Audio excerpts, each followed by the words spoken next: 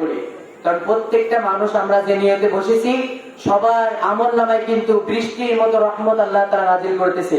তো এটা আমার কথা না, এটা আল্লাহর কথা। এই জন্য আপনারা যে গজলে আছি সবাই একটু মনোযোগ দিয়ে আলোচনা শুনুন। সবাই একটু জিকির করে লা ইলাহা ইল্লাল্লাহ, আরো জোরে লা ইলাহা ইল্লাল্লাহ, জবান ছেড়ে লা ইলাহা ইল্লাল্লাহ। সম্মানিত আমার ভাইরা, যে কথা বলছিলাম, মৃত্যুর যন্ত্রণা সাধারণত তিন ধরনের।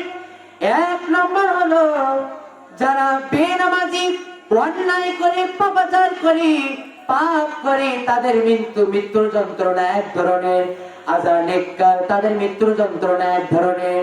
যে কথা বলছিলাম, বিশ্বনবী রাহমাতুল লিল আলামিনে কলিজার উপরে যখন মালাকুল মউত হাত রাখলো, আল্লাহ নবী ডাক দিয়ে বলল, হে মালাকুল মউত, তুমি আমার কলিজার উপরে কি রাখছো? মালাকুল মউত ডাক দিয়ে বলল, ইয়া রাসূলুল্লাহ, ইয়া হাবিবাল্লাহ, আপনার কলিজার উপরে আমি আমার হাত রাখলাম।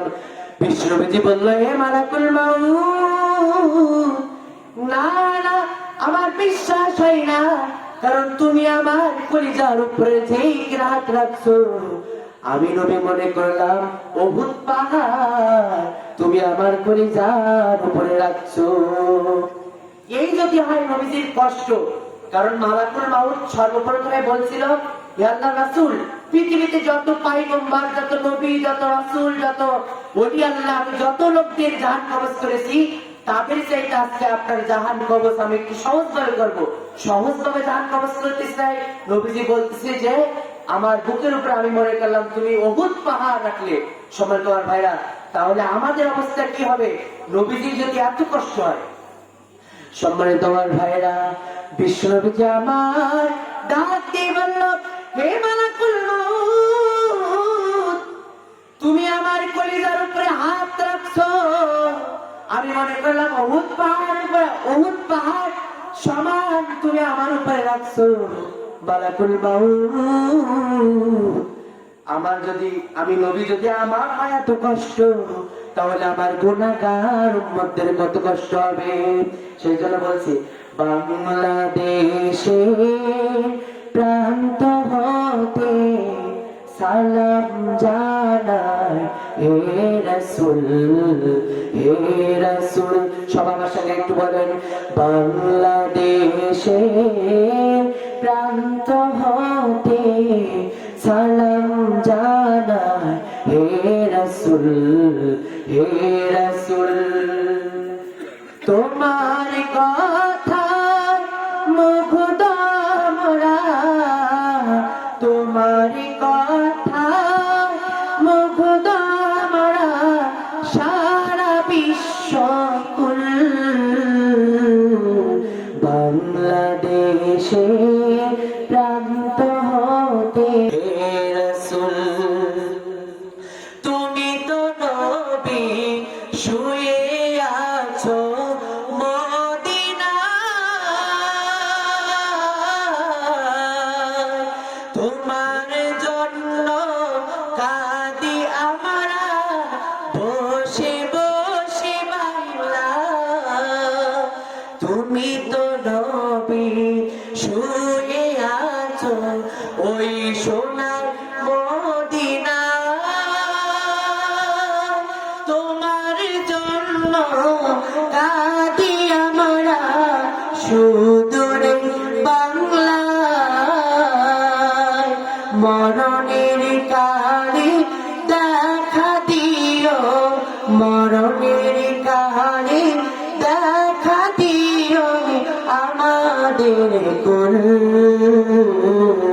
বাংলাদেশে প্রান্ত হতে সালাম জানাই, হে রাসূল, হে রাসূল।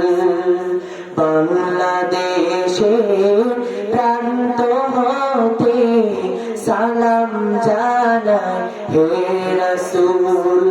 তাহলে আমি বলছিলাম, মৃত্যুর যন্ত্রণা সাধারণত তিন ধরনের।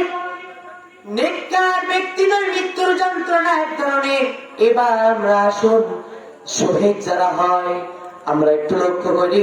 বাংলাদেশে যে সমস্ত আমার যুবক ভাইরা শহীদ আবু সাইদ পুলিশের গুলির সামনে, বুলেটের সামনে, আমার ভাইরা শিবিরের একজন সাথী আমার শহীদ আবু সাইদ ভাই গুলির সামনে, আমার ভাইরা বুলেটের সামনে তার বুকটা পেতে দিয়েছে আর বলেছে মুসলমান কখনো বুলেটের সামনে, আমার ভাইরা বাতিলের সামনে কখনো মুসলমান ইমানদার ব্যক্তি মাথা নত করে দিতে পারে না। কথা বলে ঠিক কিনা? আসুক না যত বাধা, যত যার সাইক্লোন, রাসূলের পথে মোরা চলবো, এ জীবন বাজি রেখে দিনে মশাল দিয়ে বাংলা আকাশে ওড়াবো। মোরা দামানে মুখোমুখি দাঁড়িয়ে, মোরা বুলেটের মুখে মুখে দাঁড়িয়ে আল্লাহু আকবার বলবো। আসুক না যত বাধা, যত ঝড় সাইক্লোন, রাসূলের পথে মোরা চলবো, এ জীবন বাজি রেখে দিনে নিশান মোরা বাংলা আকাশে উড়াবো। শহীদ যারা হয় আমরা মনে করি যে শহীদ আবু সাইদের বুকের ভিতরে বুলেট ঢুকেছে, আমরা মনে করতেছি যে শহীদ আবু সাইদের মনে হয় খুব কষ্ট হয়েছে, কিন্তু না, শহীদ আবু সাইদ ভাইয়ের কোনো কষ্ট হয় নাই।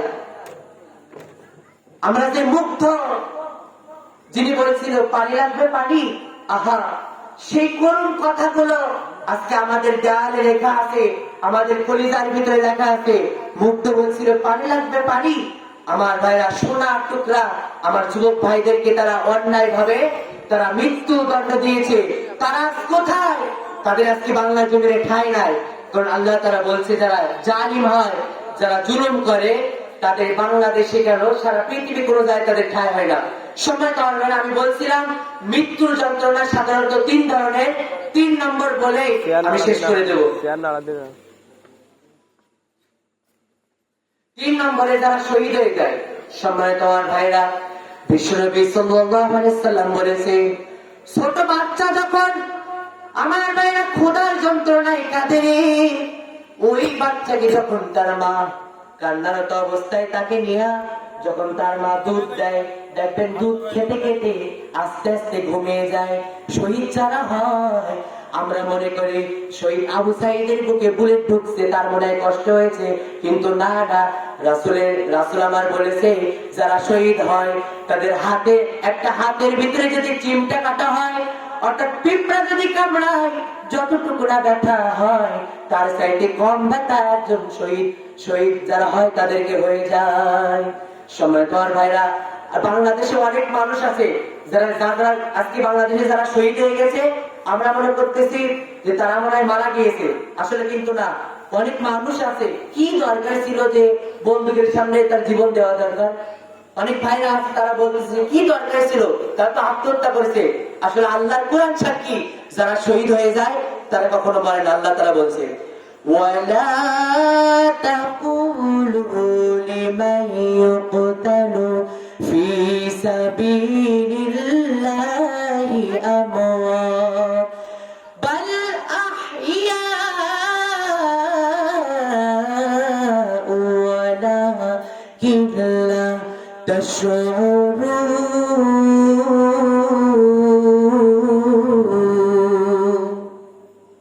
আল্লাহ তাআলা বলছে যারা শহীদ হয়ে যায় তোমরা তাদেরকে মৃত বলো না। তাহলে বোঝা যায় আল্লামা সাইদি, মতিউর রহমান নিজামী, শহীদ আবু সাইদ যারা শহীদ হয়ে গিয়েছে, যারা শহীদ হয়ে গিয়েছে আমার ভাইরা, আজকে যাদেরকে কবরে রাখা হয়েছে তারা কিন্তু মরে নাই, তারা জীবিত অবস্থায় আছে। আর যারা জীবিত থাকে তাদের তো একটা রিজিকের প্রয়োজন হয়, তাই না? আমরা যখন আজকে পৃথিবীতে বেঁচে আছি আমাদেরকে আল্লাহ তাআলা একটা রিজিক রেখে দিয়েছে। একজন নেককার ব্যক্তি যখন মারা যায়, ধরেন আমার পাশে আব্দুল মাজেদ সাহেব বসা, তিনি একজন নেককার মানুষ, তিনি যদি আজকে মারা যায় তো আব্দুল মাজেদ সাহেব তিনি সারা কিয়ামত পর্যন্ত তিনি ঘুমায় থাকবে, তিনি কোনো রিজিক পাবে না। কিয়ামত যখনই হবে তিনি তখনই কিয়ামতের ময়দানে উঠবে। আর যারা শহীদ হয়ে যায় আল্লাহ তাআলা বলছে যারা ইসলামের জন্য কোরআনের জন্য যারা শহীদ